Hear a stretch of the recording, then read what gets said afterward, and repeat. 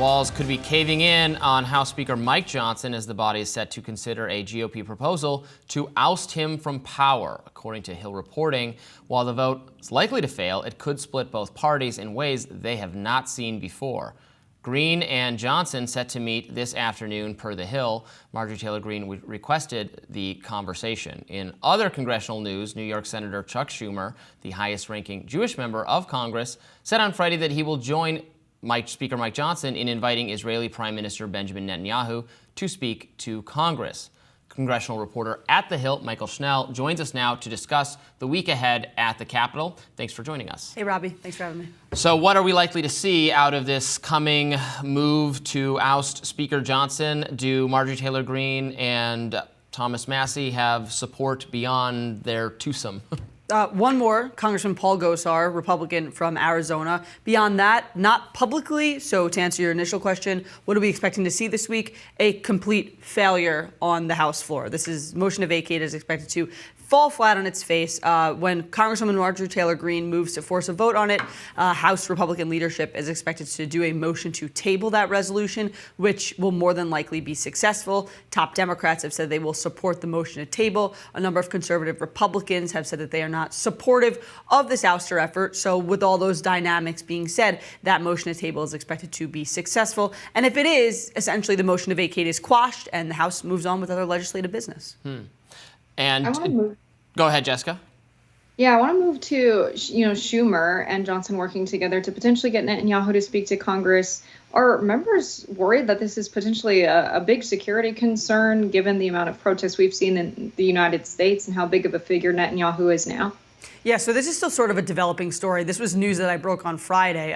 Last week, Speaker Mike Johnson had told me that he sent a draft invitation to Leader Schumer that invited Netanyahu to come and address Congress. Now, because it would be a bicameral event, it would be a congressional event. Essentially, both leaders needed to sign on for it to be a speech to a joint meeting of Congress.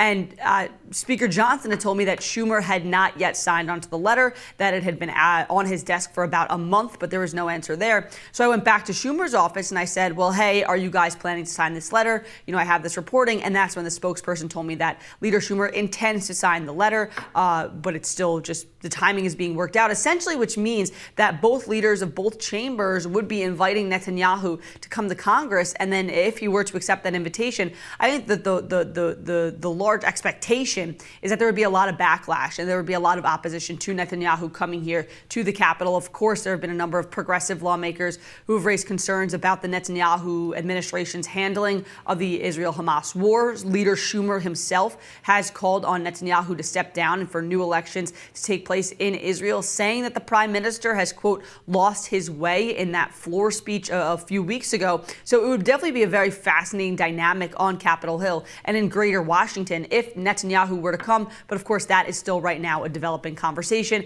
and there's no news in terms of when that invitation is going to go out and when that joint address would happen. Very interesting news. So Johnson is in a position where he is drawing some institutional support protection from the Democratic side of the aisle, from Democratic leadership, working with Democratic leadership. And my question is, how is that going to play increasingly with Republican voters and with, frankly, with conservative news, conservative media, given, Marjorie Taylor Greene is a very popular figure for conservatives and for right-wing news sources. And if she's coming after Johnson and saying, I'm thinking of it in the way I think the optics for Mitch McConnell changed very rapidly when it was increasingly seen that he was hostile to the MAGA base, and maybe the difference is hostile to Donald Trump himself, whereas Johnson seems to enjoy this very good relationship with Donald Trump. Yeah, so I'm curious to see what happens after the vote, because like I said before, it's expected to be tabled. There really won't be much fanfare there. But then how does the Republican Party move forward? Now, Congresswoman Greene and Congressman Massie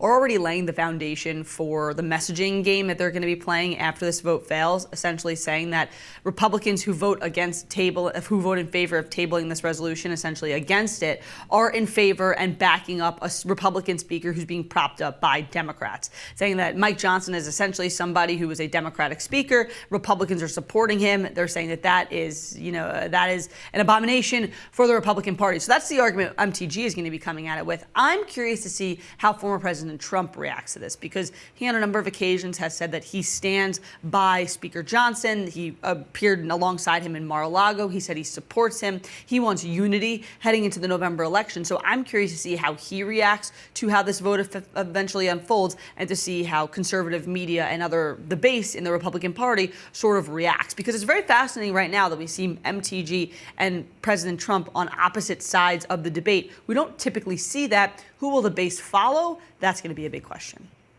Have you noticed fracturing within the Democratic Party of this faction, mostly led by Hakeem Jeffries, that would like to save Johnson? It seems to be almost like a favor for them putting forth the legislation, that being, Johnson, and some Republicans putting forward that legislation around Ukraine funding, Israel funding, the TikTok ban, that this was a bipartisan effort. And as a thank you, it sounds like this group of Democrats said they would save Johnson. Is this causing problems within the Democratic, caucus at all?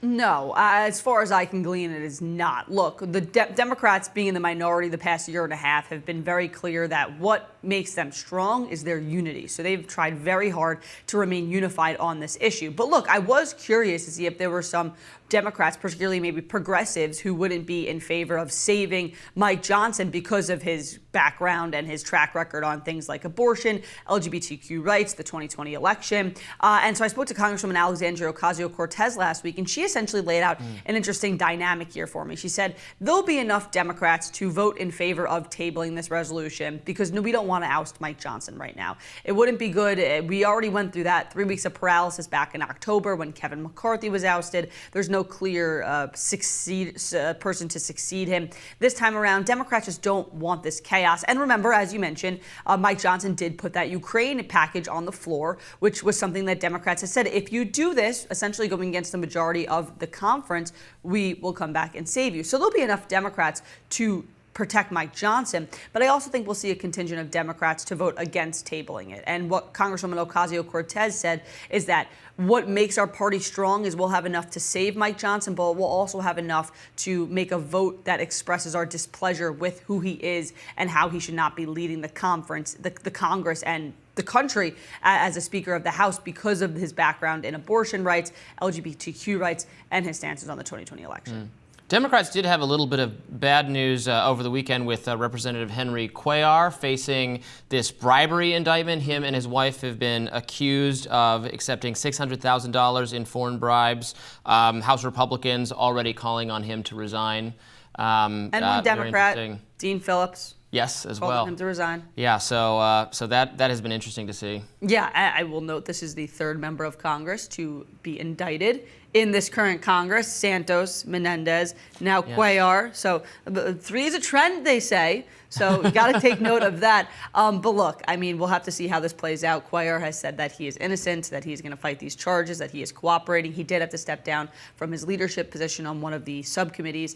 So we'll have to see how this continues to play out. But yeah, I mean, it was news over the weekend. Again, we're going to have to talk to lawmakers when they return to Washington today and see what they have to say about that. Mychael Schnell, thank you so much for joining us. Thank you. Got more Rising coming up next.